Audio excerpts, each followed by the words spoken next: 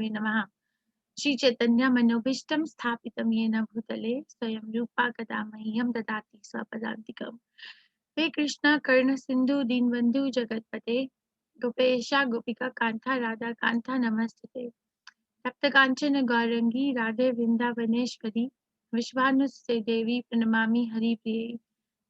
जय श्री कृष्ण चैतन्य प्रभु नित्यानंदा श्री अद्वैत गदाधार शिवसादि गौर भक्तवृंदा। Hare Krishna, Krishna Krishna, Hare Hare, Hare Ram, Ram Ram, Hare Hare. So we start the middle third of Bhagavad Gita today. Please check your audio video settings.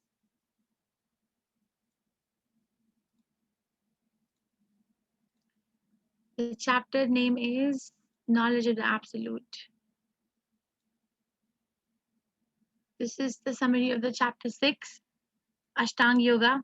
We studied advancing in Ashtanga Yoga from 1 to 9th verse. Krishna explains that. Samabuddhir Vishishyate. And the stages of Ashtanga Yoga practice, the 8 stages, briefly described in 6th chapter, verse number 10 to 32, Rahasi Sthita. And then why control the mind from verse 33 to 36.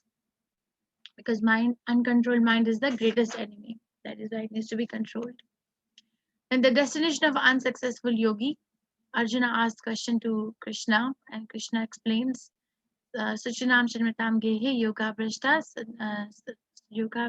Sanjayate. Such an unsuccessful yogi takes birth in a Suchinam, in a Suchi family, pious family, or Shinmatam, or very rich family, or a transcendentalist family of a devotee. And Bhakti Yogi is the topmost yoga. Krishna explains Ashtanga Yoga, but then ultimately he says that it is the devotional service to him which is most celebrated. Summary of 7th chapter. This is what we're going to summarize today. Glories of knowledge about Krishna.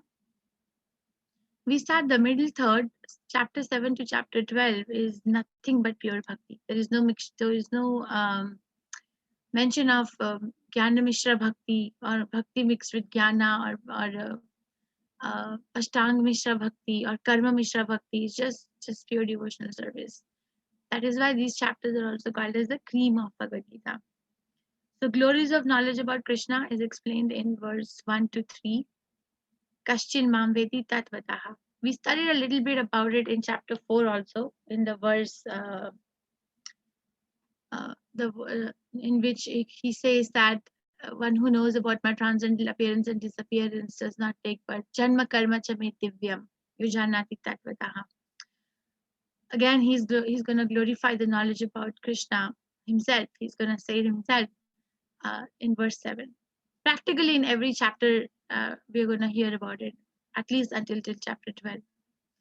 The knowledge of Lord Krishna's energies. Now, everyone wants to see God, but no one has the eyes to see God or correct set of eyes to see God. So Krishna is going to say, okay, why don't you look at me in all these things? And then surrendering onto Krishna. So once we have knowledge about Krishna and once we have knowledge about energies of Krishna, the procedure, the natural procedure should be to surrender to Krishna. Otherwise, all these glories of knowledge about the glories or knowledge about Krishna's energies is not so potent if we are not surrendering at the end, which he will emphasize from verse 13 to 19. Then there are some people who are not going to surrender, as we studied in chapter 3, also studied in chapter 4, and again he's going to mention in chapter 7, demigod worship and impersonalism, and then from delusion to devotion. Jnana Vigyan Yoga, knowledge the absolute. I think I forgot to put picture of Radha Govinda, so at least mentally pay them obeisances. Shri Bhagavan Uvacha Maya Sakta Mana Partha Yoga Myunja Madashaya Asanshayam Samagram Mam Yatha Jnanasi Tat Shrinu. This word Tat Shrinu, the here is gonna come so many times now. Hearing is very important. If you remember, it came in chapter 2 also when Arjuna was surrendering to Krishna.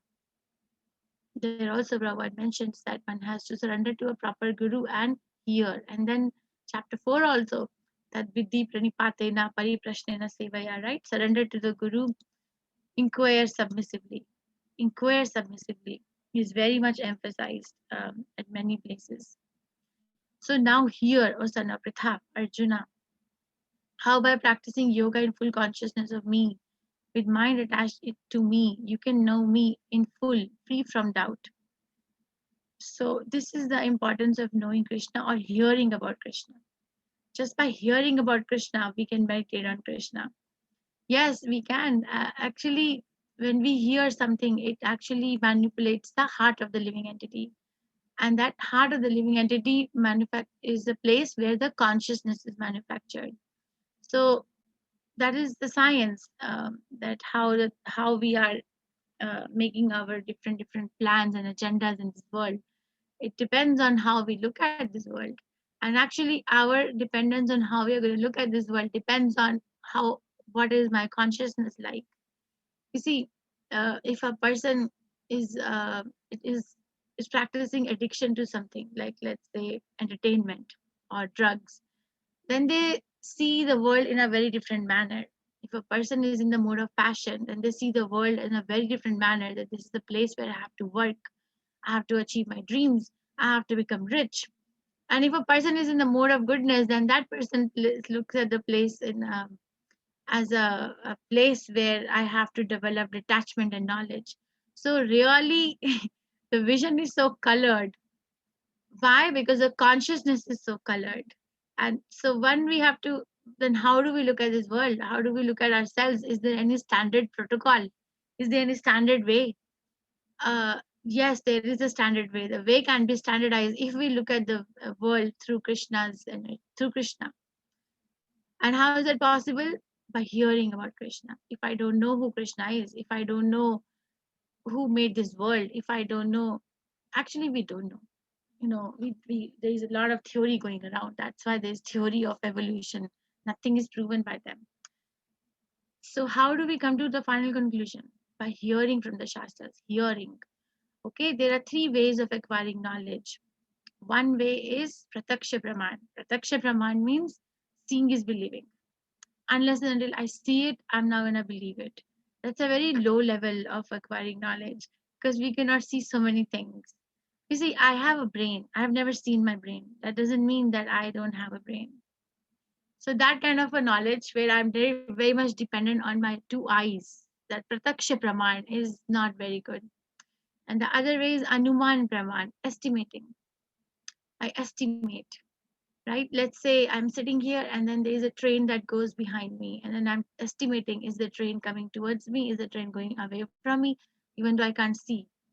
Or if I'm cooking in the kitchen on a pressure cooker, then I'm estimating, okay, after these many whistles, it's done. So that's collecting knowledge by Anuman Praman or estimation. And the third way is Shabda Praman or Shruti Praman, by collecting knowledge by hearing. Actually, we all are doing it, and we pay heavy price for it. We go to schools and colleges. Why do we go to schools and colleges? To hear an authority. So, hearing is the way to acquire any knowledge, especially the spiritual knowledge. So, hearing is needed from a proper source. First, so it's a deductive knowledge. First, we hear Krishna made the world. Okay, and then we do the process, sadhana, which is like chanting Hare Krishna, following for regulated principles, and then we realize. But what the modern education teaches us, you put a theory out first, okay, and then you do the experiment on the theory, and then you accept the inference. But that's like inductive knowledge. But Krishna consciousness or Vedic knowledge is deductive knowledge. It descends via disciplic succession. Okay, Prabhupada gives example of a child. A child wants to know who the father is. He cannot hypothesize or experiment or make inference. Maybe this particular person, maybe that particular person. The simplest way is just hear from the mother. Just hear it out, right? Like that. If I want to know who am I in the constitutional position, I have to hear the proper father, and the fathers are the Vedas. I'm sorry, Vedas are the mother. Father is Krishna.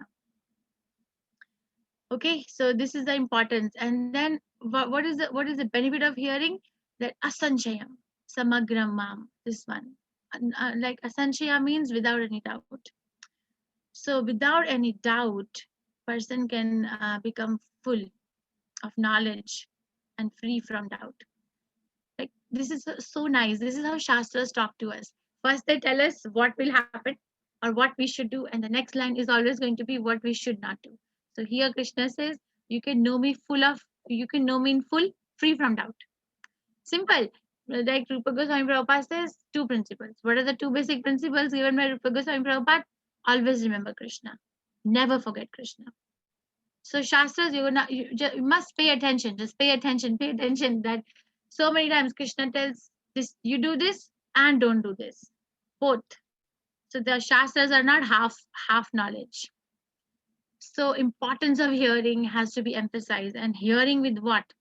Hearing with faith. Shraddha. I shall now declare unto you in full this knowledge, both phenomenal and noumenal, by knowing which there shall remain nothing further to be known. Nobody talks like this.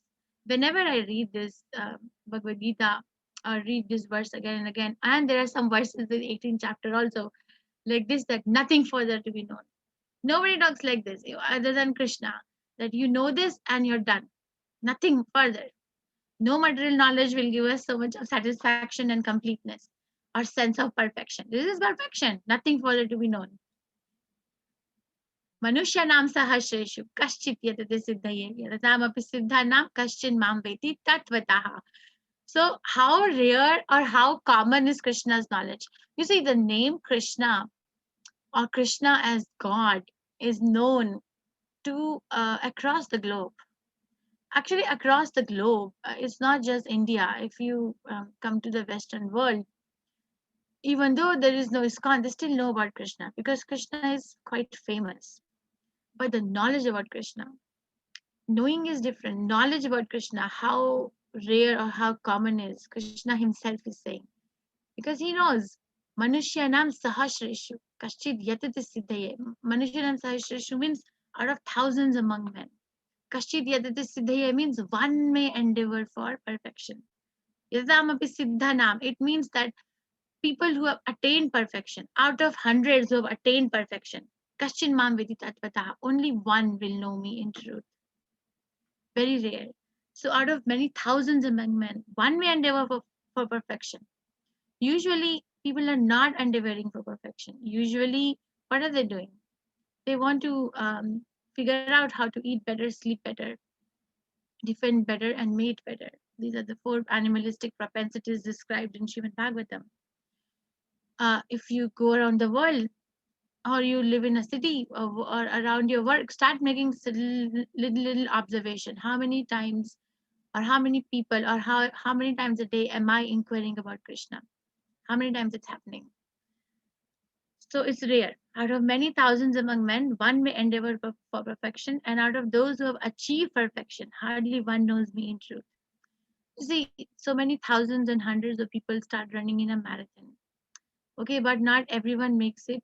In the middle, so many people leave because of tiredness or injury or whatever. Okay, so few hundreds are now continuing. Let's say starting is 1,000 and the continuation is by hundreds and only one person will win. Like that it is. Thousands are there, they are just going on. Somebody very rare may inquire, is there anything else in life other than this? And people who get the knowledge, out of the people who have a knowledge, a theoretical knowledge, hardly one will know Krishna in real sense. So we should we can be thankful to Krishna for giving us this opportunity and Srila Prabhupada. Now he's going to talk about where we can see Krishna, where we can find Krishna. Right? First is, how do we acquire knowledge about Krishna? How do we acquire knowledge about Krishna? Why don't you write it to me in the chat? What is the way to acquire knowledge about Krishna? Is it by seeing, is believing, or is it by estimating about Krishna, or is it by hearing from an authority? So yes, so whoever has written hearing or from Bhagavad Gita. Whenever we are reading, our mind is hearing, right? So hearing. So thank you. Now Krishna is going to say, you want to see me, right? These eyes are not bona fide to see. We cannot see so many things. If somebody has a cataract, they cannot see immediate things around us. Now we have a cataract. What is the cataract? The cataract is that there is no love for Krishna in the heart. There's no love for Krishna. So then how do you find Krishna in this world where I'm living? How do you find? Krishna is so merciful. Krishna is going to tell the secrets. Yes, Vibha, you can chant. Yes, Mataji. भूमिरापो नलो वायुः कं मनो बुद्धिरेव च अहङ्कार इति यं मे भिन्ना प्रकृतिरष्टधा. Thank you so much. So, eight places where we can find Krishna: earth, water, fire, air, ether, mind, intelligence, and false ego. Altogether, these eight comprise my separated material energy. So, separated material energy. This is the detailed topic, but I will give you the principle. Principle is Krishna has multifarious energies. We cannot count how many type or how many energies he has, but they are categorized into three main headings by the acharyas. Three main headings, and then there are so many things under it. Okay, so main headings about Krishna's energy is internal energy, external potency, and a marginal potency. Internal potency is Antaranga Shakti, where the spiritual world is going on. All this, Krishna's inner circle, spiritual world, all his friends, his parents, his animals, his abode, personally. The spiritual world, Goloka, Vrindavan, or Vaikuntha, is internal. Then external is this, what he's telling, separated. Okay, and then the marginal is we. We are on the margin because we are living. So we can choose whether I want to associate with Krishna's external energy or I want to go inside, internal or spiritual energy. So whenever we look at Rupa Goswami Prabhupada explains this in Nectar of Devotion, Bhakti Rasamrita Sindhu, that whenever the mother is, she looks at the cloth of her child, she looks at the small socks or small dress of her baby, she immediately effortlessly thinks of her child. She doesn't need to make any effort. Right? Similarly, when a devotee looks at Krishna's energy on the form of all this, immediately Krishna comes in the mind. So, earth, water, fire, air, ether, mind, intelligence, and ego, false ego. These are the eight external or separated. Altogether, these eight comprise my separated material energies. So, if for somebody who has a very hard time in believing that God is a person, a supreme person, if somebody has so hard time in believing that, Krishna, I told you, Krishna wants everyone. Krishna does not is not partial that okay, I can only go there, I will only go there and not go there. That's not how Krishna is. Okay, don't try to uh, speculate about Krishna. Krishna wants everyone. So Krishna also wants that person who has hard time in thinking that he is a person. He is so merciful. So he says, okay, you have hard time in thinking that I am a person. Why don't you look at my energy? Why don't you conceptualize my universal form? So universal form, like when we look at the mountains, that the comparison is that you think of it as bones of Krishna. When we look at the forest or the trees or shrubs and herbs, then think of it as hair on the body of Krishna. When we look at the upper planets, the sun, the moon, then sun and moon are the eyes of Krishna, or the lower planetary system are compared to the legs of Krishna. Okay, so like that conceptualize. Universal form is not really a form. Universal form is a concept. It's a concept to help people who have a hard time thinking that God is a person to at least acknowledge Krishna. That is a separated. Besides this inferior nature, O mighty and Arjuna, there is a superior energy of mind, which are all living entities who are struggling with material nature and are sustaining the universe. So Krishna knows that we are struggling. He is using the word struggle. It is real. It is universal. It is not limited to just one person. It doesn't mean that a person who's very rich is not struggling. Everyone is struggling. First is struggle for existence. Struggle for Prabhupada. I heard Prabhupada lecture. He said there is no the struggle for existence concept is a defeat from the beginning. Why? Because nobody will win the war. Nobody. Okay. Nobody. Everybody will die. So what is the struggle for existence? What does it even mean? but we are struggling. So that is a superior energy because we are living entities. So all the living entities which are in the margin is human being or even demigods, that we can go and choose whether we want to go inside or whether we want to stay outside.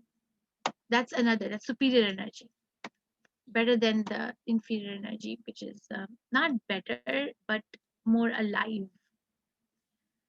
O conqueror of wealth, Arjuna, there is no truth superior to me. Everything rests upon me as pearls are strung on a thread. Again, he's making such a proclamation. No truth superior to me.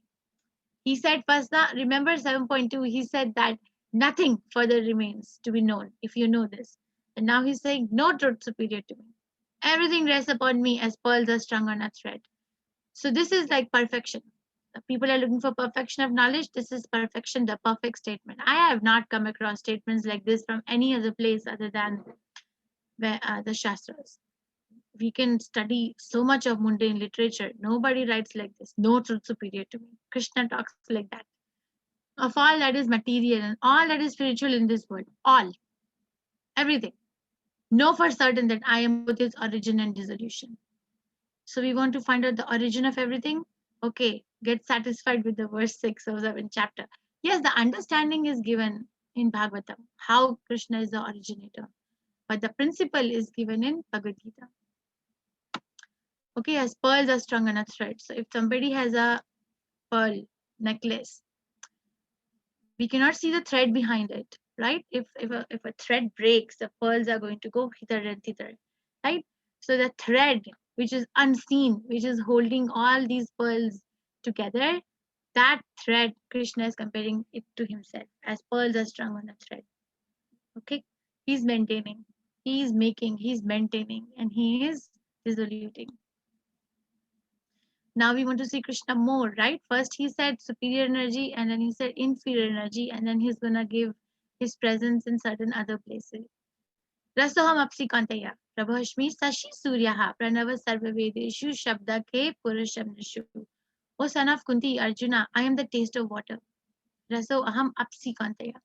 I am the taste of water. Everybody drinks water every day, so many times a day.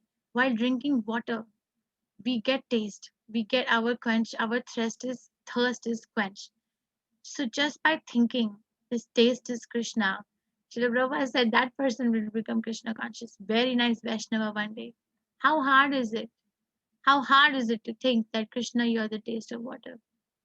Prabhu Ashmi Sashi Suryaha. I am the light of sun and moon. So Shashi is moon and Surya is sun. So Prabha means light. So Prabha Ashmi Sashi Surya. Pranava Sarva Vedeshu. Pranava means the sound vibration in all the Vedas is Om. I am the syllable Om in all Vedic mantras. Shabdakhe Parusham Nashu. Shabdakhe means I am the sound vibration in the ether. Sound vibration is the function of the ether. Like heat is the function of the fire, form is the function of the earth, like that sound is the function of ether. Parusham Nitu, I am the ability in man. So if we see someone who is very efficient in their work, who's very good at their job, then we must know that Krishna has given that person this ability. A non-devotee will become envious. I defined, right? But envy is what I like what you have, but I don't like the fact that you have it. That's envy. But the devotee does not become envious of anybody. Why? Because they know Parusham Nishu. Krishna is the ability in a man. This person gave this Krishna gave ability to this person. It's not that this ability is not the proprietorship of this particular person. Krishna is the giver. So Krishna is so nice. So these are the different places where Krishna gives his presence in this particular chapter. In water, we want to see Krishna, say, taste of water. In moon and sun, light. In Vedic mantras, Om. All Vedic mantras begin with Om, right? Give me some Vedic mantras which begin with Om, or any Vedic mantra for that matter. You can write to me in the chat. So, Om Bhur Bhava Swaha, right? That's the first Gayatri. Well, and I'll go on, but I'll read. Why don't you write it? And then in ether, he's the sound. In a man, he's the ability. In earth, he's fragrance. In fire, he's the heat. In all that lives, he is the life. In all aesthetics, he is the penance. All existences, he is the original seed. Aham bija pradapita. In intelligent, he is the intelligence. All powerful man, he is the prowess of all powerful men. Of the strong, which is devoid of passion and desire, he is the strength of the strong. With the sex life, which is not contrary to religious principle, Krishna is that sex life. He says he's everywhere. Everywhere means everywhere. All states of being, be they in goodness or passion, are manifested by my energy. So everything. See, even the being who is in goodness, passion, or ignorance, I'm sorry, are manifested by my energy. I am in one sense everything, but I am independent. I am not under the modes of this material nature. We discussed this. We discussed that as the king comes to the prison house of his kingdom, he does not come under the laws and regulations of the prison. He comes to visit. Like that, Krishna comes to this world to visit, to reclaim, to re-establish religious principles, to be with his devotees. But he does not come under the influence of goodness, passion, ignorance, or birth, death, old age, and disease. He does not. He is the creator. Deluded by three modes, goodness, passion, ignorance, the whole world does not know me, who am above the modes and inexhaustible. The whole world. Krishna knows. Krishna's position in this particular world. When we say whole world means this particular world, which is a material world. Everyone is trying to forget Krishna. What is the difference between material world and spiritual world? Material world means everyone is trying to forget Krishna. It is a work to remember Krishna in this place where we are. Spiritual world means everyone is trying to remember Krishna. If you tell Mother Yashoda, can you forget Krishna for a moment? She can't. She can't do it. She just can't. It's so natural for her to think of Krishna. If you tell Krishna's friends or Balram, can you please not think of Krishna? They can't. It's so natural. And in this particular world, people are going around with so many upadhis, right? Upadhis, designations or feathers on their cap. I am this, I am that, I'm such a big man, I'm such a knowledgeable man, I'm such so beautiful man, I'm so strong, I'm so or a woman or whatever. I have such good family. But you say, okay, how many times a day in 24 hours you're remembering Krishna? We can all do a litmus test on our own selves. How many times a day? It's a work. Why? Because we're in the material world. Unless and until we have the constant meditation on Krishna, we are not in the spiritual world. We are still here. Okay, unless and constant. And how do we develop that? How do we have that constant meditation on Krishna? By working for Krishna, not just by sitting in a chair. By working, actively working for Krishna. You see, for example, a simple lady in the house, she can think of Krishna better than the Brahmana in the temple, who's simply busy in doing rituals. There is an example. There was a Brahmana, and his next door neighbor was a prostitute. So the Brahmana was, very much engaged in the rituals of the temple of worshipping his deity. So, and whenever he used to look at the house of the prostitute, he used to think that, my God, that's such an abominable life. My God. So it so happened that they both had to leave the bodies on the same day. Okay, they both had to die on the same day. It so happened. So what happened that Vishnudutas came to the house of a prostitute and Yamadutas came to the house of Brahmana. So Brahmana said, wrong address. You have to go next door. My next door, my next door neighbor, Yamaduta. I am waiting for Vishnudutas. He said, no. They said, no, no, no, right address. Why? Why I worship the deity whole my life? Why am I going to the Yamalok? Yes, because you are always thinking of of the prostitute, that how abominable her life is, how abominable she is, and she was always thinking throughout her life that how glorious your life is, how glorious this Brahmana is, and how glorious is his worship to Krishna is. So she is more purified. Okay, so Krishna consciousness is not in the dress of a person. Krishna consciousness is in the consciousness of the person. What kind of a consciousness am I harboring? Am I living in this world so that I can have so many followers? Then I'm going to hell. Okay. I have to really, we have to be really utterly honest. People are so innocent. If somebody recites 2, 3 verses and gives one class in Bhagavad Gita, they think they're the guru. They're not the guru. It's a different ball game. Guru is a different ball game. Okay, they may recite, they're a good reciter. And a person who's reciting, or a person, my Guru Maharaj says this. Let's say that I give this class, okay? And I give this class with the consciousness that people are gonna glorify me. I will be so accepted. Then my giving class is completely nonsense. It's completely nonsense because it's not going to, first of all, because I am not coming from the right place. If I am not coming from the right place and I am looking for some fame or acknowledgement in this world and not doing it as service to the spiritual master or Srila Prabhupada, the consciousness is not this, then nobody will be convinced about Krishna consciousness. They may follow it for some time, but they won't make it as a lifestyle. It's not going to happen. So we have to be very honest with ourselves. I told you, we look at this world the way we are. So Krishna says, okay, now I explain to you that people who are in mode of nature, Manushanam Sahasrashu, they cannot understand me. Okay, so many times he said, nobody knows me. And then he also said in the previous verse, what did he say in the previous verse? I will bring up. Sorry. That world goes, the whole world does not know me, who am above the modes and inexhaustible. Okay, so Krishna's position is very unique. So how do we know? These are all apparent contradictions. First he says, you know me, and then he says it's very difficult to know me. Isopnisha is full of apparent contradiction. This quality of Krishna, where he says something and then he contradicts what he's saying apparently. There is no contradiction. For a devotee, it is an inconceivable potency of Krishna. But for a non-devotee, he says something. The knowledge about me is first loka, right? There is knowledge asanchayam. Without any doubt, knowledge about me will liberate you. But then he says, actually, nobody really knows me. So that's apparent contradiction. That's in chapter 7, then chapter 9, and then chapter 18, chapter 13. So many apparent contradictions are there. And Isopnishad also has apparent contradiction. There is a mantra 5 in Isopnishad where Krishna, the devotee is writing, Supreme Personality of Godhead walks, but he does not walk. Supreme Personality of Godhead is within, but he's also without. Supreme Personality of Godhead is far away, but he's also very near.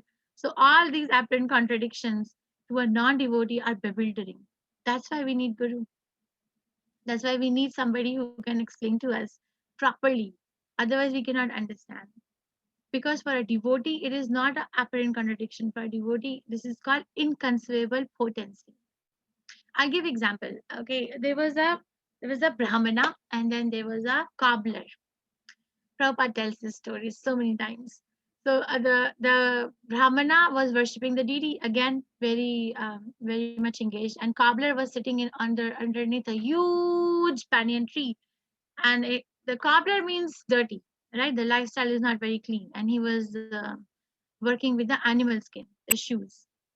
So, but they both were devotees of Krishna. So Narad Muni came to visit one day. So Narad Muni went to the Brahmana in the temple, and Brahmana paid obeisances to Narad Muni, and then Brahmana requests Narad Muni that Narad Muni, you're such a great saint, you're going to go see Vishnu. When you see Vishnu, the Lord of my heart, can you please ask him when am I coming to him? Narad Muni says, okay, I'll ask. Then he goes to the cobbler. The cobbler also welcomed Narad Muni to the best of his ability, and he also posed the same question. Can you please ask Vishnu when you see him next time, when am I coming to you? Narad Muni said, okay. So Narad Muni went to Vishnu and posed the question to Vishnu, and then he said that, well, cobbler is going to come back to me at the end of this life, but Brahmana will have to take 100 more births to come. And Narad Muni is like, whoa, what? How is that possible? Well, it is possible. Okay, then do one thing. Narad Muni, then you want to solve this riddle yourself. When you go back and tell them this news, then they will ask you, what was Krishna doing when you asked him this question? Then tell them that Krishna was passing an elephant through the eye of a needle. You know, the eye of a sewing needle, the little eye is there in which we pass the thread to sew. So Narad Muni was told by Vishnu to tell them when they ask you what was Krishna doing at the time when he told you this, he was trying to pass an elephant through the eye of a needle. Okay. So Narad Muni goes, and Narad Muni goes to Brahmana first, and then again he's received very well. And Brahmana poses the questions of what did Vishnu say, and Brahmana says, and Narad Muni breaks the news, breaking news from the spiritual world. You have to take another 100 births to come, and Brahmana is not convinced. So Brahmana says, "What was Vishnu doing at the time when you asked him? Maybe he was not. Maybe he was doing something else. Maybe you didn't hear properly." He said, "Oh, well, he was trying to pass the elephant through the eye of a needle." Brahmana said, "How is that possible? How is that possible? Is it possible to pass the elephant through the eye of a needle?" Okay, then he goes to the cobbler. Cobbler also receives him well, Narad Muni, and then poses the question, what is the news from Vishnu? So Lord Narad Muni tells cobbler that you're going back to Krishna at the end of this life.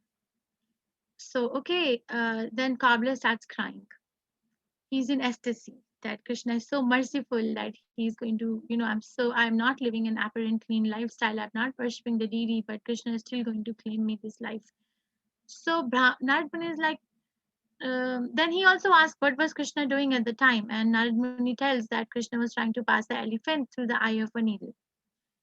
So that cobbler also, his crying increases, his ecstasy increases on hearing this apparent contradiction. But he's a devotee, is an inconceivable potency. So Narad Muni says, "Can you explain me how are you understanding this? Because I just told the same thing to Brahmana, and he did not seem to be convinced. But you are very convinced, and you are in ecstasy. How is that?" So cobbler was sitting underneath a huge banyan tree, right? So he picks up an acorn. Acorn is the seed of a banyan tree. And he says, "Narad Muni, Krishna has packed such a huge banyan tree in a small seed, right? So he can do anything. He can pass the elephant to the eye of a needle, or he can pack such a big banyan tree in a small seed, or he can pack a huge ocean in one particular tract of land. He can do anything. But one has to be a devotee. And to become a devotee, one has to be with the devotees. We cannot become devotee alone. We are not so powerful. Okay, Vibha, you can chant this one. Did she leave? Mataji, can you hear me? Yes, yes. दैवी हैषा गुणमयी मम माया दुरत्यया मामेव ये प्रपद्यन्ते मायामेतां तरन्ति ते. Thank you. So this divine energy of mind, consisting of three modes of material nature, is difficult to overcome. But those who have surrendered unto me can easily cross beyond it. You see, it's difficult. It's difficult to understand who Krishna is if we are still locked up in one of the modes of nature. Even mode of goodness. The story I just told you, Brahmana is supposed to be in the mode of goodness, at least. But mode of goodness is also um, not enough to understand Krishna. Then what do we do? Surrender. Those who have surrendered unto me can easily cross, easy peasy. So we are in the ocean of nescience, and Krishna can just come and lift us up very easily. A devotee doesn't have to, shed any sweat or be fearful. Complete assurance, complete dependence. Tatte anukampa sumikshamano gunjana evatma kritam vipakam. Vidvag vipulbir vildham namaste jivita mukti pade sadaya bhag. Brahma confirms this. Krishna says this here, who have surrendered unto me can easily cross beyond it. Brahma confirms this statement. People think Bhagavatam is difficult, but my realization is Bhagavad Gita is more difficult because Bhagavad Gita has instructions. You see, Krishna is giving instructions after instructions after instruction. It's an instruction manual. Bhagavatam is full of devotees who are living those instructions. Right? He's saying here that those who have surrendered unto me can easily cross beyond it. Now, Brahma is confirming and living this instruction in 10th canto Srimad Bhagavatam, 14th chapter, verse 8. Satya Nukampa, who has surrendered unto you, at the same time suffering patiently the reactions of their past misdeed and waiting for you to bestow your causeless mercy, are surely eligible for liberation, for it has become their rightful claim. Okay, so a devotee does not tell Krishna, please liberate. Devotee wants to serve Krishna. Serve. They are looking for Krishna's service. How Krishna will be happy. Doesn't matter. There's another story. Krishna had a headache. That is a devotee. Krishna had a headache, and the treatment for Krishna's headache was the dust from the feet of his devotees. Okay, so again Narad Muni comes, and Narad Muni goes to the Brahmanas and say that Krishna has a headache, and you're the devotee of Krishna. He's asking for the dust from your feet. Give me, so he can put it on his forehead, and then his headache will go away. So Brahmanas are like, Narad Muni, that's a sin. We cannot give something to Krishna from our feet. It's sin. We'll go to hell. That's a sin. Okay, done. And then Krishna, Narad Muni goes to the gopis in Vrindavan and then say, Krishna has a headache. And the gopis are overwhelmed. Krishna has a headache. What is the treatment? Well, the dust which is touching the feet of devotees of Krishna, he wants that. So he can put that on his head and then the headache will go away. So the gopis are calling so many other gopis. Everybody, please come, give the dust or make your feet submerged in dust and come, and then so we can pack dust for Krishna's headache. So Narpun is very astonished, and he asked the gopis that aren't you worried that Krishna is going to put something from your feet on his head and you will go to hell? Aren't you worried about it? So Gopi says, it doesn't matter. We can go to hell, but the problem is, and the main thing is, Krishna should be fine. It does not matter. It doesn't. That's how devotee is. Doesn't matter if you want me to suffer Krishna. I will happily suffer, but please engage me in your service. That is Krishna consciousness. Okay, now furthermore, Krishna is going to say there are four types of people who surrender unto me, and there are four types of people who do not surrender unto me. He knows. He knows. He's God. Namam dushkritana mudha prapadyante naradhama maya prita jnana asurim bhavam ashrita. So these are the four kinds. Mudha. Then prapadyante naradhama. Naradhama is lowest of mankind. Mudha is foolish. Naradhama is the lowest of mankind. Maya prita jnana means whose real knowledge is stolen by Maya. Asurim bhavam ashrita, or who is of demoniac nature. So these are the four people who are not going to. Namam dushkritana. Not going to surrender. What are they? Those miscreants who are grossly foolish, lowest among mankind, whose knowledge is stolen by illusion, and who partake of the atheistic nature of the demons, do not surrender unto me.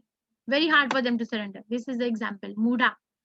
This donkey, my God, he has to carry such a load on his back. Why? For a morsel of grass. Grass is everywhere, but he thinks that if I don't work so hard, I will not get my grass. So that's Mudha, foolish. Naradhama, lowest among mankind. This is Jagai Madai. So Nityananda Prabhu's program, Chaitanya Mahaprabhu's program is give highest to the lowest. So Nityananda Prabhu went out to preach Krishna consciousness, and he wanted to give the highest. The highest thing which one can ever give anyone else is Hare Krishna Maha Mantra. So he wanted to give the highest to the lowest. He saw these two brothers, Jagai and Madai, in the marketplace. And Jagai and Madai were so sinful. They were so sinful that even Chitragupta was running out of paper to write about this sin. They were burglars, they were robbers, they were drunkards, they were woman hunters, they were every minute they were just doing murderers, sin. So Nityananda Prabhu went to the brothers and told them, chant Hare Krishna. Well, they were intoxicated, and so one of them picked up the pot in which they were drinking the liquor and threw it on Nityananda Prabhu. Why? Because Nityananda Prabhu is telling them to chant Hare Krishna. Even the blood came out from his head. When Chaitanya Mahaprabhu heard that, he ran to annihilate, to kill them. He immediately called for his Sudarshan, right? But then Nityananda Prabhu stopped him that Mahaprabhu, you have taken, this is Karna Avatar, you have taken mercy incarnation. Here you're going to deliver everyone with love of Krishna, not by killing. So Mahaprabhu said, yes, I will do that on one condition, that they have to stop their sinful activities and take to the holy name. So now they are surrendering. But generally, the Naradhamas, the lowest of mankind, does not. And Asurim Bhavam Ashrita. Asurim Bhavam Ashrita is this Ravan, his demoniac nature.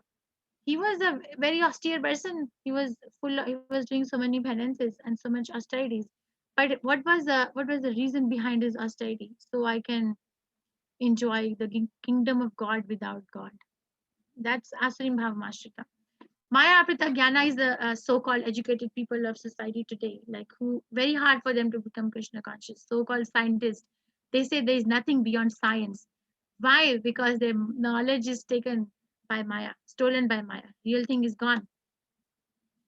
So there's a four type of people. Srila Prabhupada spends a lot of time. At least there is 2-page purport on this. He explains each and every category. So please go back and read at least this verse. Each and every category in great detail in 7th chapter. So, and then there are 4 type of people who are going to surrender, who are going to say yes to Krishna. Chaturvida bhajante mam. Jnana sukritina arjuna. Artho jignasur arthati jnani cha bharatashrava. So artho means distressed. Somebody who's in distress. Jigyasu means curious. Artharti means in search of money. And jnani means one who is looking for absolute truth. These are the 4 type of people who will surrender. O best among men, O best of the Bharatas, Arjuna, 4 kind of pious men render devotional service unto me. The distressed, the desirer of wealth, the inquisitive, and he who is searching for the knowledge of the absolute truth. Okay, ready? Gajendra surrendered to Krishna. What is he out of the 4 categories of Artho, Artharti, Jigyasu, and Jnani? He is in distress. He surrenders to Krishna because he is in distress. And Draupadi surrendered to Krishna at the time when they tried to insult her. They could not insult her, but they tried. But she surrenders to Krishna. First, she tries to save herself.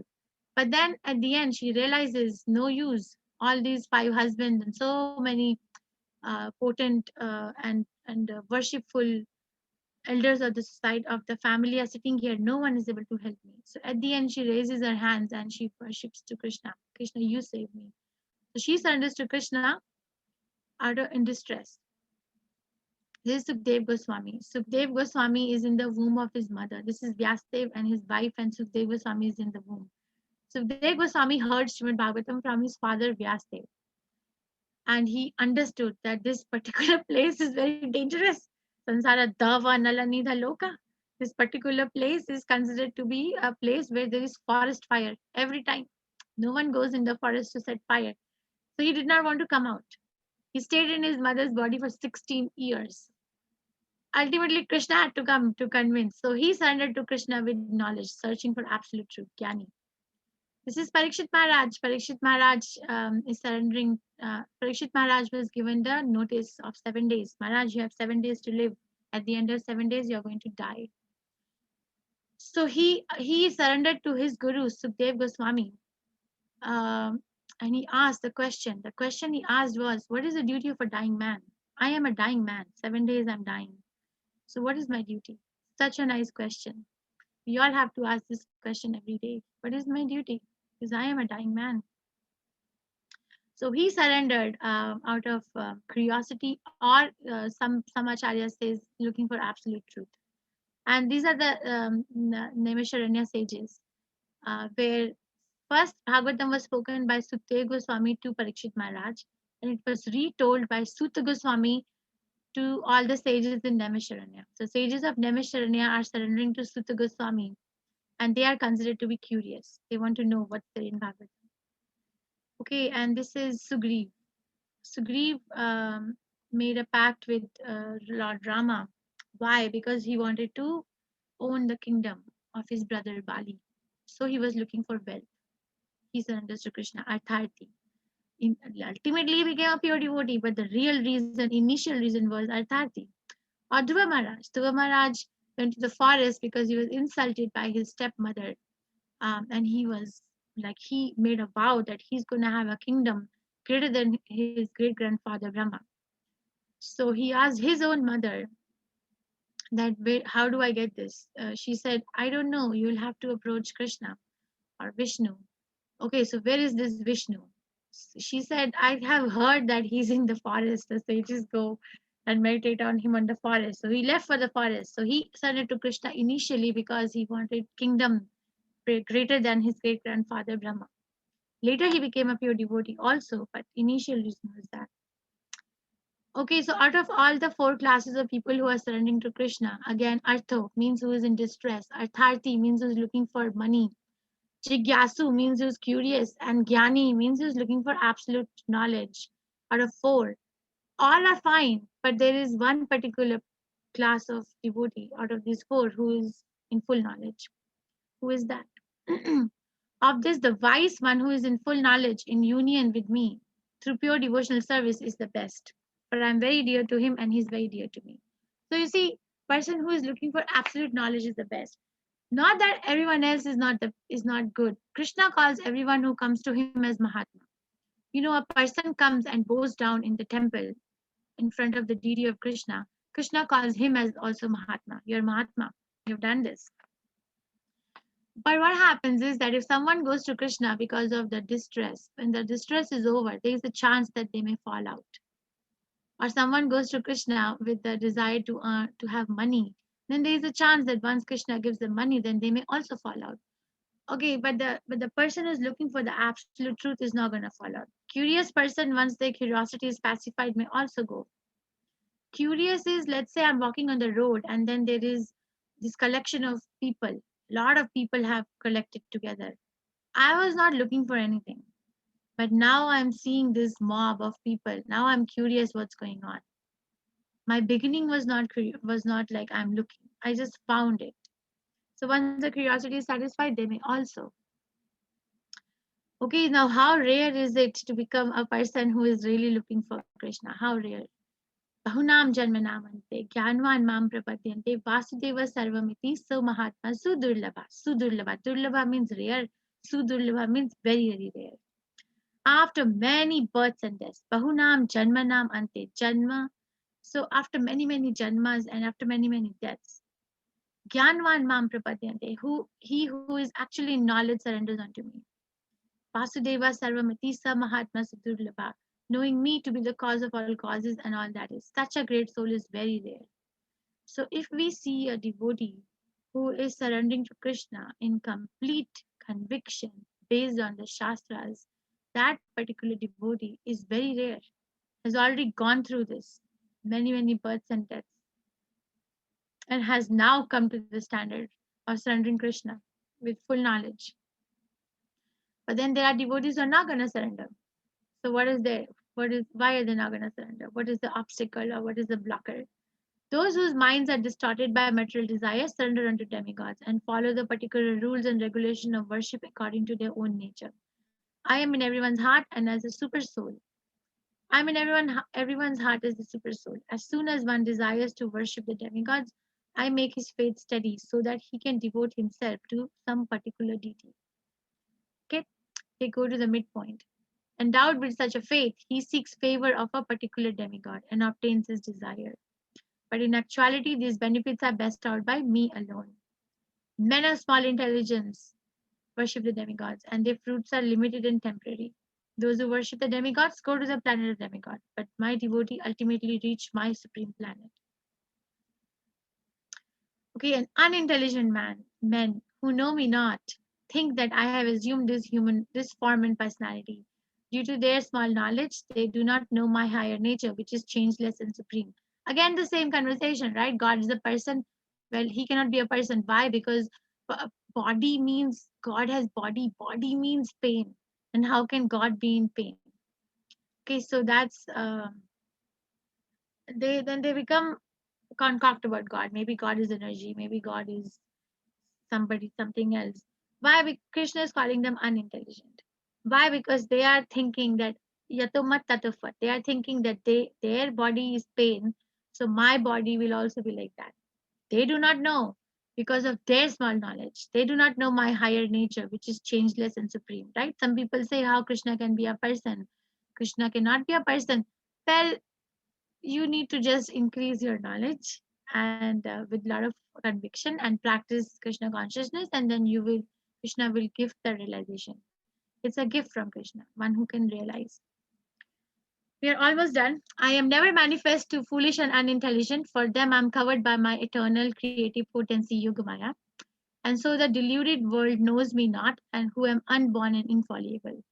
Okay, this we studied. This is easy to understand. We studied in fourth chapter. Yatha mām prapadyante tam tathaiva bhajamiham. Right? Krishna is not going to force his presence in anyone's life. He is going to reveal himself to us the degree that we are ready to surrender to him. So this person who is covered by the creative potency or yoga maya is not ready to surrender to Krishna. Krishna does not disturb them. Krishna reminds them here and there, but is not going to force. Oh, Arjuna, as a supreme personality of Godhead, I know everything that happened in the past, all that is happening in present, all things that are yet to come. I also know all living entities, but me, no one knows. The second time he's mentioning in the chapter, me, no one knows. First he said, I know all, as the pearls are strung in a thread, but my higher nature, no one knows. And this is the second time he's saying that I know everything, but they don't know me. That is why Krishna has to speak about himself. People think God is proud. Krishna is proud. That's why Krishna is talking about himself. But Krishna is justifying his position that there is nobody who knows him. Nobody. If nobody knows him, then how can you speculate? He has to talk about himself. That's why he talks about himself. येषां ते अन्तगतं पापं जनानां पुण्यकर्मणां ते द्वन्द्वमोहा निर्मुक्ता भजन्ते मां हृदाव्रताः. Hridavratah. Vrata means determination. Hridavratah means firm determination.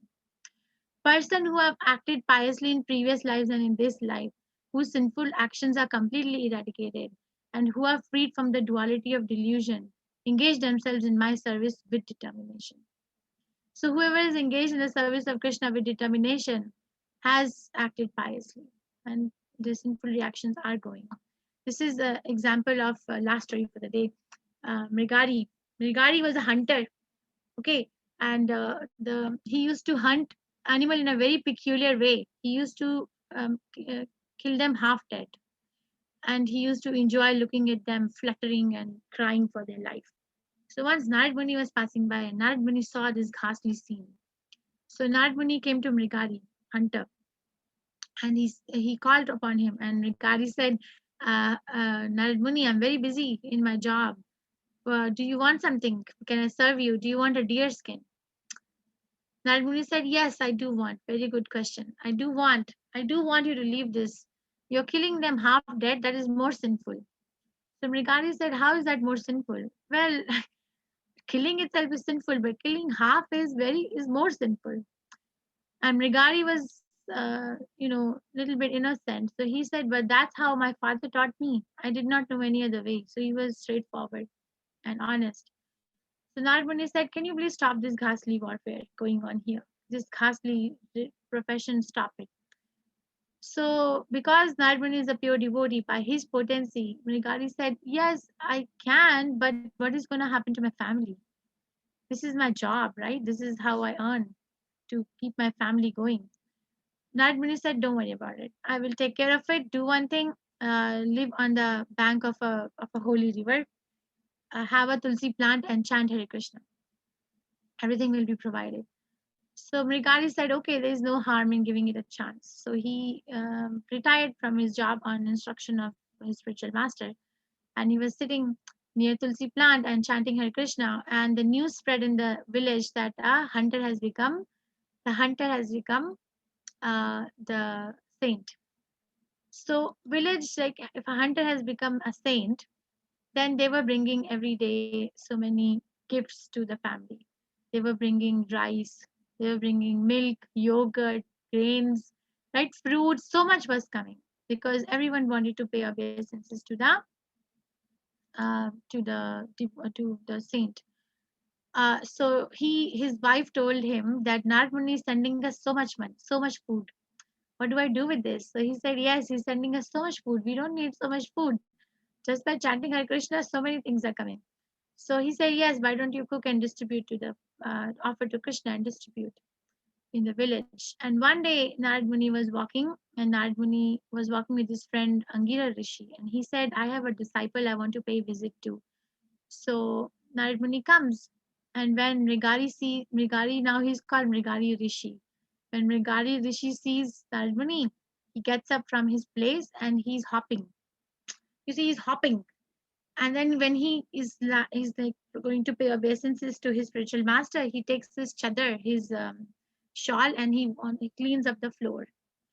So then he pays obeisances, and then then Narad Muni asked him, "Are you okay? Why were you hopping? Why were you coming to me? And what were you doing with your chadar on the floor?" Mrigari Rishi said, "Oh, there were so many ants on the floor. I did not want to step on them, so I was trying to be careful and watching my step." So here he was, where he was killing animals grossly, like half dead, and here he is, where he doesn't want to kill even one ant unnecessarily. That is the potency of a Vaishnava. This is the last verse. Those who know me as the Supreme Lord, as the governing principle of the material manifestation, who know me as the one underlying all the demigods, and as the one sustaining all sacrifices, can, with steadfast mind, understand and know me even at the time of death. So, this is the last line for the next chapter. Can know me even at the time of death. Real knowledge of Krishna is not dependent on the time factor. It doesn't depend, oh, I'm practicing Krishna consciousness for so many years, so I'm a better devotee than a new devotee. No, real knowledge can be given in one moment. One moment. That it depends on the quality, depends on the degree of my surrender. Okay, so this is what we did today. Glories of knowledge about Krishna. Very, very sweet chapter. Tat Shrinu, Kaschin Mam Veti Tatvataha. From verse 1 to 3, Krishna glorifies one who hears about me. The life is perfect. And there is nothing further to be known. Nothing. And knowledge of Lord Krishna's energy. We're different places where we can see Krishna now with our gross vision. Earth, water, fire, air, ether, mind, intelligence, false ego, drinking water, fragrance in the earth, light of sun and moon, intelligence of man, Om in the Vedic mantras. He says he's present over there. And then surrendering onto Lord Krishna, four type of people who surrender, four type of people who do not surrender.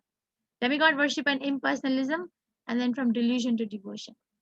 Ichhadvesha samuthena. All right, so let's do one. I have one question today for all of you. Okay, Hare Krishna. All right, so this is typical because I did not show this verse, even though I read the translation. Give the English meaning of the words para prakriti and apara prakriti. Para prakriti is something which is beyond our material vision, and apara prakriti is inferior, lower nature. Para prakriti is spiritual nature. Krishna says he has two potencies, right? Superior and inferior. So superior energy is called para, and inferior energy is called apara. I showed the verse. Let me see. Oh, Krishna.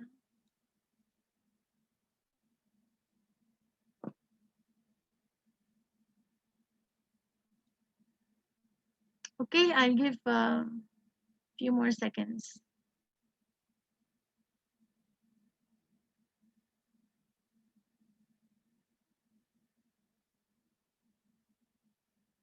Okay, I'm going to stop the polling. So maybe I should have put the verse out. So para means higher nature and apara means lower nature. The answer is this. So still so many people answered right. Thank you so much. So pure nature and impure nature is not the meaning of Krishna, because everything that comes from Krishna is kind of pure. But higher and lower is the answer. Okay. I have one video of Srila Prabhupada. It's 2 minutes long to show.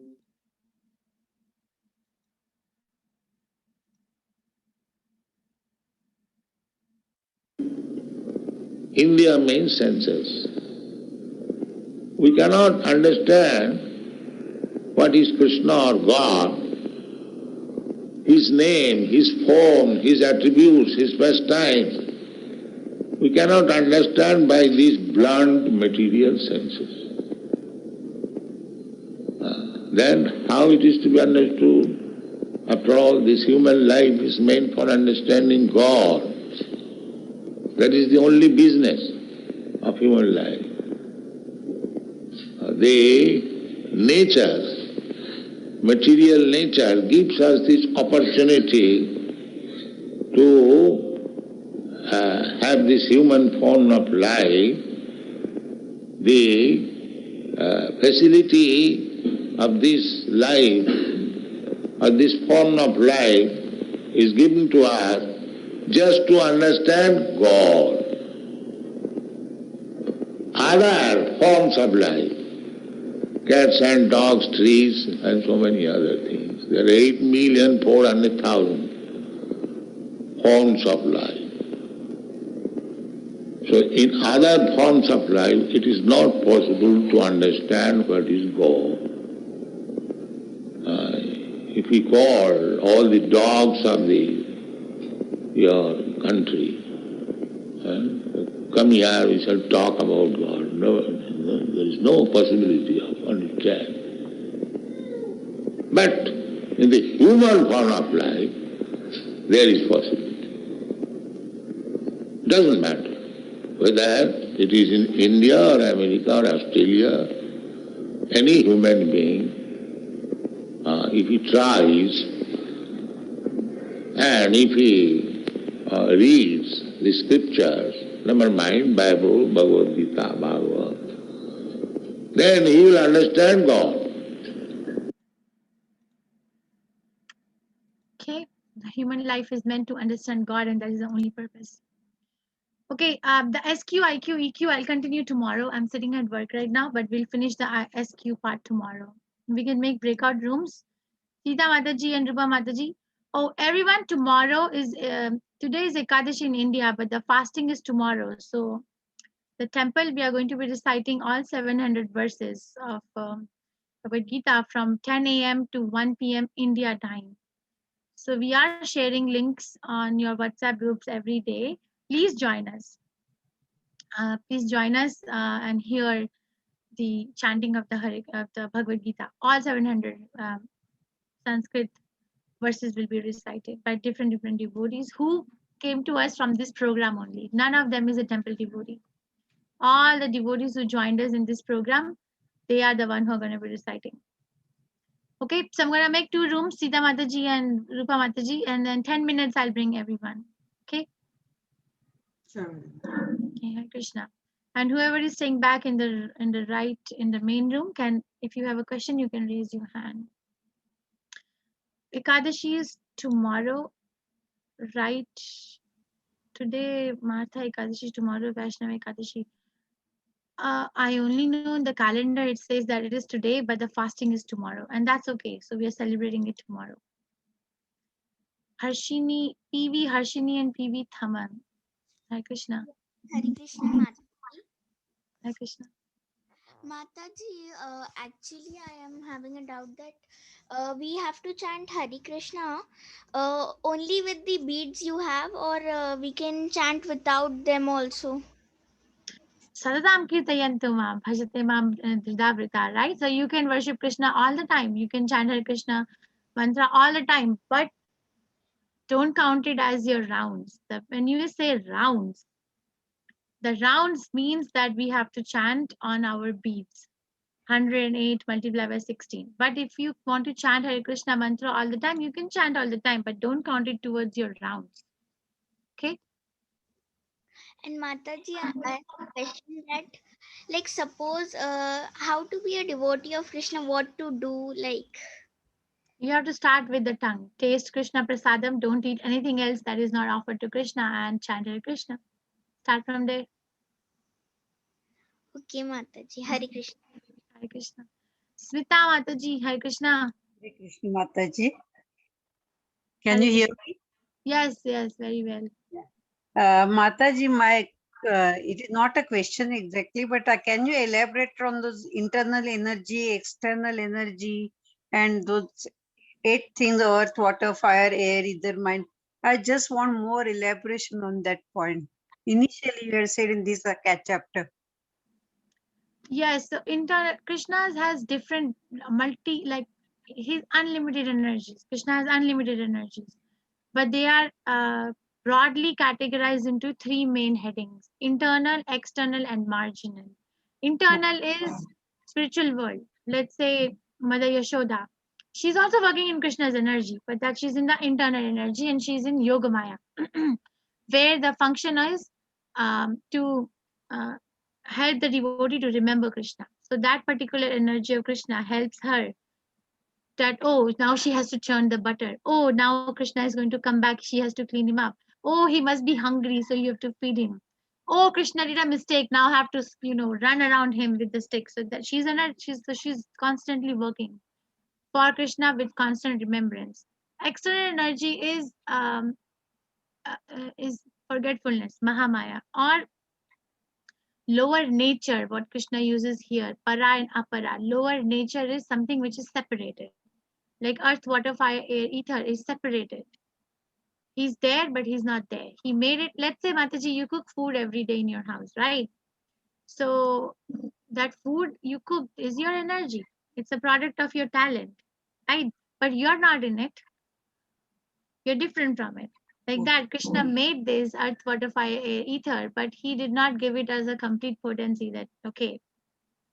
But a devotee will still look at this object as as an energy of Krishna. Marginal potency is where we are. We are in the marginal. It's called, the literal Sanskrit word is tathasta shakti. Tatha means shore. In a bank of a river. Tatha, tat, right? Bank of a river. So bank of a river, is it a land or is it a water? What is it? Sometimes it comes in the water of a river, so it becomes a part of the water. Sometimes the river line recedes and it becomes a part of the earth, so it becomes earth. What is it? It's on the margin. It can be either. Like that, we have an ability whether I want to become Krishna conscious or whether I want to become not Krishna conscious. I have a choice because I am on margin. Okay. Hare Krishna. Rashmi Mataji. But by thy name, one Prabhu talks. Hare Krishna. Hare Krishna, Mataji. Yes, Thank Hare you for a Krishna. good session. I have two questions. Are you able to just go over the pictures with Gajendra, please, again? And the Mrugari hunter, where is that from? Is it from Srimad Bhagavatam? Yes. Mrigari hunter pastime I have read in Nectar of Devotion. I think it's in chapter 14. And Prabhupada talks about Mrigari a lot of time in his lectures. Gajendra is it 9th canto Srimad Bhagavatam? Can some devotee confirm? It's in 9th canto Srimad Bhagavatam. Are you able to just elaborate on what you said on them? Because I got the first and the second was distress, but the third one. So Gajendra was actually a resident of the spiritual world, but he committed a mistake. So he had to come to the material world in the form of an elephant. Okay, and then he had to fight with a crocodile. Yes, so it's distress. Yes, but the fight was going on for thousands of years. It was not like 1 or 2 day fight or 1 or 2 month fight. Gajendra had so many followers. He was the leader of the herd of the elephants, and he had so many good wives. But none of them were able to, help him out from this mouth of a crocodile. So he ultimately understood that his protection is only with Krishna. So he surrendered to Krishna in distress, and then he became a pure devotee. Yeah. So second picture was distress as well. Yes. And the third one was? Jnani. This is Sukdev Goswami. He already has a knowledge of the Supreme Personality of Godhead, even in the womb of his mother, because he heard about it from his father Vyasdev. Thank you. Okay, Hare Krishna. Hare Krishna. Braja Mohan Kumar Prabhu, Hare Krishna. Hare Krishna, Mataji. Hare Krishna. As you said in class, there is Om everywhere in every mantra. When we see every Vedic mantra. Sri Ganeshaya, every Vedic mantra. When we see anywhere in the books and all Sri Ganeshaya, there is no Om in that. Then that means it's not a Vedic mantra. The only conclusion is that Krishna says Pranava. What does it say? What is that exact verse? Rasoham apsikantaya Prabhu Ashmi Sashi Suryaha Pranava Sarva Vedeshu, right? Pranava Sarva Vedeshu. So all the Vedic mantras, I'm not saying all mantras, Vedic mantras. So this mantra that you're chanting, then you go back and look at the reference. Is it coming from the Vedas or is it man-made? For me, it looks like it's not Vedic mantra. I don't It know. is Hare Krishna. Hare Krishna, Hare Mataji. Krishna. Okay, Meenakshi Mataji, Hare Krishna, you can unmute yourself. Meenakshi Mataji. Okay, Shri Vidya Mataji, Hare Krishna. Please unmute yourself, Shri Vidya Mataji.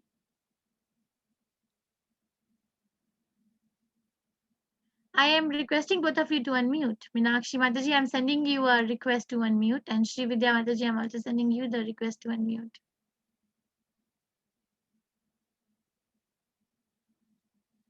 Andrea Mataji, can you try to unmute them? Because they're writing to me that they're not able to unmute, even though I'm sending a request.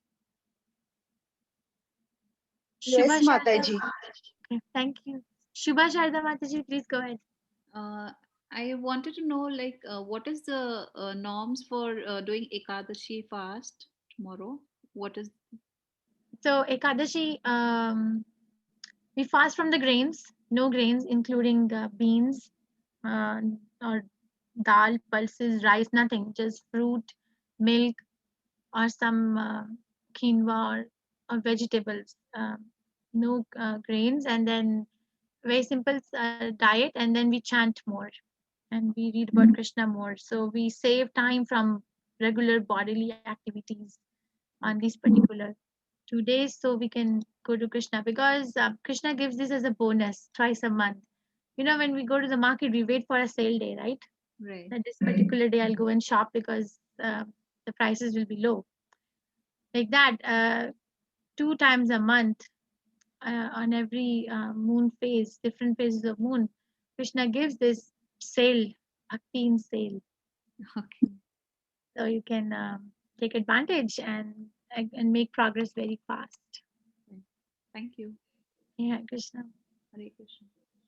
Shri Vidya Mataji, I don't understand why we are not able to unmute. Anvaya Mataji, you're also trying to help her, right? I'm trying to help. Okay. Okay, so Meenakshi Mataji was there too. What happened? Krishna. Oh, her audio is not connected. Oh, how now is connected. Okay. Krishna, Meenakshi Mataji, please unmute. I muted you by mistake. Go Hare ahead. Krishna Mataji, can you hear me? Yes. Shri Vidya Mataji, why don't you also go out and come back in? Because that's what Meenakshi Mataji did and it worked. Yes, Mataji, please go ahead. Mataji, I have 2 questions. So first one is, you mentioned in 7.12 verse, Krishna is telling that I have manifested all the modes of nature. So it is mode of passion, ignorance, and goodness. So if Krishna has made, so why there are the other 2 modes? Like goodness, I understand, but then passion and ignorance. If these modes were not there, we would always be in the mode of goodness. So Other why way. there are It's the other way. So actually there was no need for making goodness also, because people in spiritual world are in transcendental goodness. There is a state beyond mode of goodness also, and that is called the Shuddha Sattva, transcendental goodness, not contaminated goodness. Okay, we will study about the modes more detail in chapter 14. So mode of goodness is better than passion and ignorance, because person in the mode of goodness is knowledgeable, is free from anxiety. But that mode is also binding, because the person thinks that I am so happy, so I don't need anything else. So they also may not become Krishna conscious actually. Why Okay. Krishna made it? Because we asked him to. We wanted to go away from Krishna. Let's say a father has different sons. Now all the sons are not going to be of the same nature, right? Some are going to be obedient, some are going to be revolting. Now father cannot say, why are you revolting? They are just doing it. They have to take accountability. Mataji, it always comes down to the relationship. Relationship is a two-way thing. Okay, we have to take accountability for what we did. It's not just Krishna. Krishna accommodated our request because he gives us independence, a little bit of an independence, and he does not interfere with that independence. I told Krishna, I don't want to be with you. I want to be God. Krishna said, not possible. Well, I want to try it out. Not possible. Krishna gives three warnings before a soul leaves the spiritual world. It's mentioned in the scriptures, but we say no. I want to go. Okay, then Krishna accommodates. Okay, It's not. Mataji. And how can we surrender to Krishna, Mataji? So is it depending upon the mode? So like you gave the example of prostitute and the Brahmana. So definitely prostitute was not in the mode of goodness. So but still she was delivered, and Brahmana was in mode of goodness, was not, because so if we can surrender to Krishna, like similarly in our life, always we are not in mode of goodness, we are sometimes in passion and ignorance, we sleep during night, we are not feeling well, or sometimes we do so we are in all the three modes. But how can we surrender to Krishna irrespective of these modes? Right. Like So now you are able to understand a little bit that how difficult it is to surrender. It's not so easy, right? That you're yeah, asking this question. It's a nice question. Mataji, Krishna, surrender to Krishna is not dependent on anything. It's not dependent on anything. I'm going to show you this verse from Srimad Bhagavatam. This is from Srimad Bhagavatam, first canto, second chapter, verse number 6. Okay, it says, Savai pumsam paro dharmo. It's paro dharma. Yatho bhakti adhokshaje ahetuki apratihata yenatma suprasidati. So ahetuki apratihata. Okay, what does ahetuki apratihata means? Causeless and cannot be broken. So Krishna consciousness is not dependent on some cause. Oh, only if I have a mood, I'm going to chant my rounds. Oh, only if I have a knowledge of Bhagavad Gita, I will become Krishna conscious. Apratihata means it cannot be checked. Oh, I'm going to die now. I lost my chance. No, it is independent of all these things. The supreme occupation dharma for all humanity is that by which men can attain to loving devotional service unto the transcendental Lord. Such devotional service must be unmotivated and uninterrupted to completely satisfy the self. Don't make Krishna consciousness dependent on anything, not even on mode of goodness. The story I told about prostitute and Brahmana, the prostitute, because she was thinking of Krishna, she was in the transcendental platform, even beyond the mode of goodness. There is a story of Pingala in the 11th canto Srimad Bhagavatam. Okay, there's another prostitute in Vyasadeva is not going to write about anybody and waste his time. He only talks about pure devotees. Pingala in 11th canto Srimad Bhagavatam. I think I have read this story many times, but let's see. Is it? I think it's in the chapter where he explains about different gurus. Krishna, I'm sorry. So you go to 11th canto Srimad Bhagavatam. So you can go and read and relish. Yadu dynasty, Lord Krishna instructs detachment from material symptoms of conditioned soul.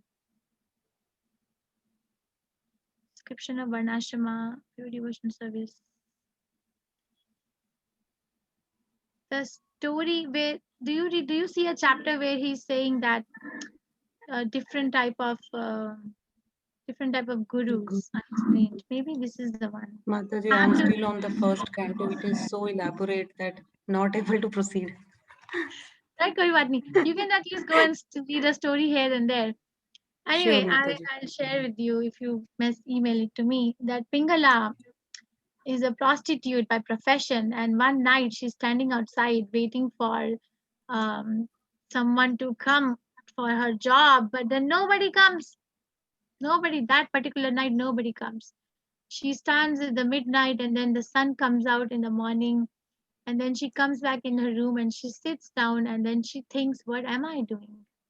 What am I doing? I am looking at the world as an object of my enjoyment, that I will earn money, and with that money I will do so many things in my life. What am I doing? So the super soul in her heart instructed her to surrender. Right? And then she became a stalwart devotee of Krishna. It's not dependent. Hare Krishna, Mataji. Thank you. Thank you. Mataji, one last question. So what made Narada Muni go to Brigari? Yeah, so Like that we was in my our question life. too. Yeah, so actually it's called as something. He had no credibility. In Bhakti Rasamrita Sindhu, I am pretty sure it's 14th chapter. I was reading that Narad Muni went to Mrigari from his own causeless mercy. You know, we cannot say what made Srila Prabhupada came to Western countries. What was so special about Western people that he wanted to bring Krishna consciousness to them? Nothing. It was Prabhupada's mercy, right? Yeah. Like it is the mercy of Narad Muni. Thank you so much, Mataji. Hare Krishna. Hare Krishna. Shri Vidya Mataji, yes, Mataji. Yeah, Hare Krishna, like what actually is mean by upper nature or that para apara? Can you please elaborate on that? Yeah, and it's gonna come again in 15th chapter. Para is beyond what we can see, beyond our vision, which is transcendental. Because what we can see is birth, death, old age, disease, or what we can see is matter, earth, water, fire, right? So we think that this is all in all, but Krishna is saying no, no, no. There is something else beyond. There's all these coverings of your eyes, and that is a higher nature. And that will be explained in 15th chapter. That Krishna's abode, which is of higher nature, which is spiritual in nature, is not dependent on sun and moon for light. There is no kuntha, there is no anxiety there. There is no birth, death, old age, and disease there. There is only uninterrupted happiness. So that nature is called as para prakriti. Lower nature is where we are. Okay. Okay. So the upper nature we will be learning in 15th chapter. It will be mentioned again and again in 15th chapter also. And 7th chapter also it's mentioned, and in 15th chapter it will be described in a little bit more elaborate manner, but the full description is in Srimad Bhagavatam. Okay. Okay. Thank you. Okay.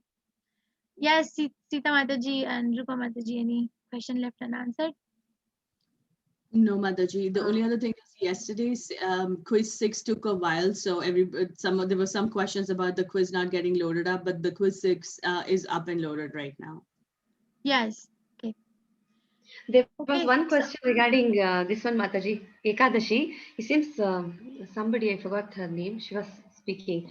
Vijay Lakshmi Mataji, I think. She was fasting for a while, it seems, on every Ekadashi, and she stopped for some reason, and she wants to continue now, and she's saying, is there a process to it?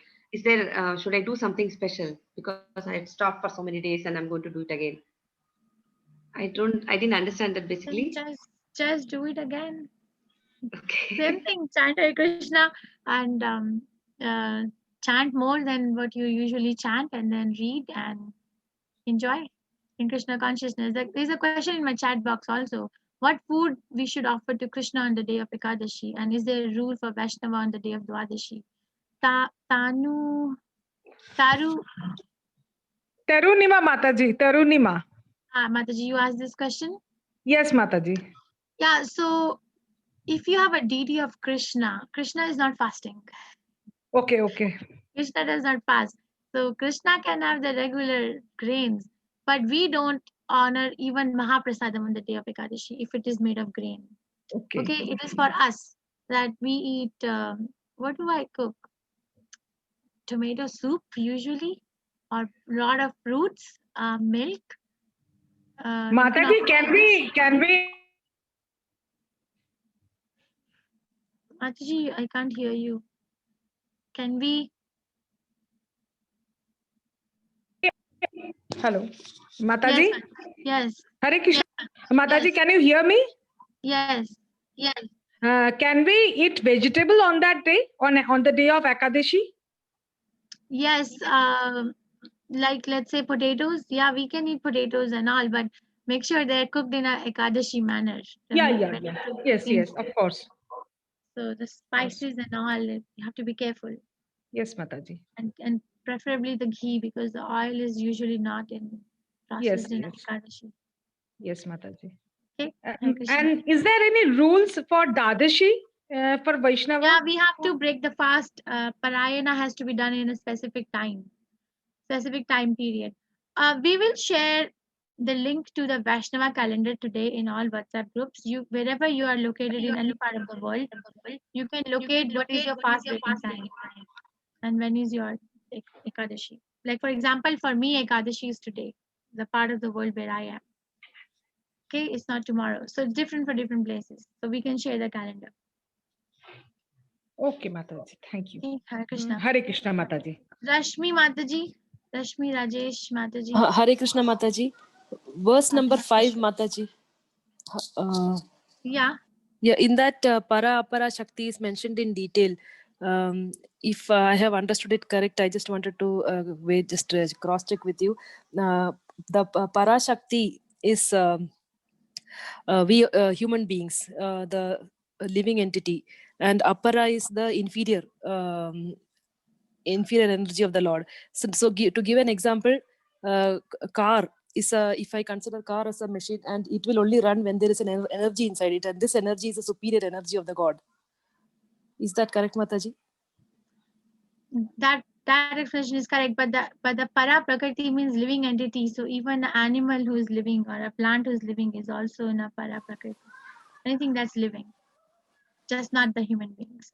Another doubt, Mataji, is are the in demons also do super soul exist?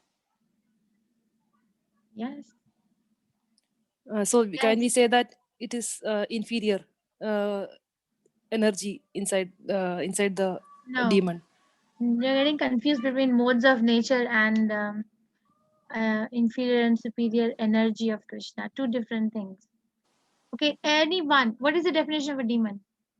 Is a person who has big hair and Ego. big teeth. Yeah, and egoistic person does not want to is very envious about Krishna. Anybody who is not in remembrance of Krishna is a demon. Okay, Anybody. Mataji. Okay. Okay, so in that way, so many asuras. Anybody who is not in remembrance of Krishna is a demon, who is not devoted to Krishna. But how can they go on with their life if they don't have a super soul? Soul gets energy from super soul to live. Soul has no energy on its own. Okay, Mataji. Hare Krishna. There's this question, Sadhana Kishore Kumar Mataji. I'm trying to unmute you. Mataji, you asked in yesterday's session, you touched upon topics related to IQ, EQ, SQ, which I will continue tomorrow. I have a question related to the topic. Is EQ a prerequisite for spirituality? Can someone who lacks basic empathy for others go desperately looking for spiritual connect? Kindly enlighten whenever you think is appropriate time during the course of these sessions. EQ is not the prerequisite. SQ is a prerequisite to have a EQ. It's the other way around. Okay, unless until one has a spiritual vision, one cannot really have any kind of empathy for others.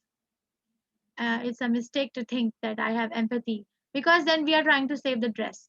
Prabhupada gives analogy of a drowning person in verse number 2 of second chapter, purport. I think it's verse 2, where asochas anvasochastam. I'm a little tired, so I'm forgetting the next line. But the meaning is that, oh Arjuna, you're talking like a very learned person, but you're not a learned person. In that purport, Prabhupada gives example of a drowning person. Now, if a man is drowning, what is more important to be saved, the shirt or the human being? What is more important? The human being, right? So like that, anybody who says I'm very empathic but is not on the level of spirituality, they're just trying to save the dress of a drowning man. Or their empathy is only limited to the bodily discomforts. That the real empathy is to the soul. So SQ is needed for real empathy, SQ is needed for real EQ. Like Mrigari, I gave example of Mrigari, right? Because he was spiritually elevated, he did not even want to hurt even a small ant. That is empathy. Why should I hurt someone? Okay, can someone who lacks basic empathy for others go looking desperately for a spiritual connect? I gave example of Mrigari, that he was killing. We cannot say that he was a very empathic person. He was killing, but he also became a very good Krishna devotee. It depends who you come in contact with. It depends how bona fide is your sources for where you're getting this knowledge. Okay. Yes, everyone is eligible. Everybody in every place of the planet is eligible to become Krishna conscious. Every part of the universe. The whole universe is made so I can get Krishna consciousness. Okay, so no more questions. Sri Vidya Mataji, you had any other question?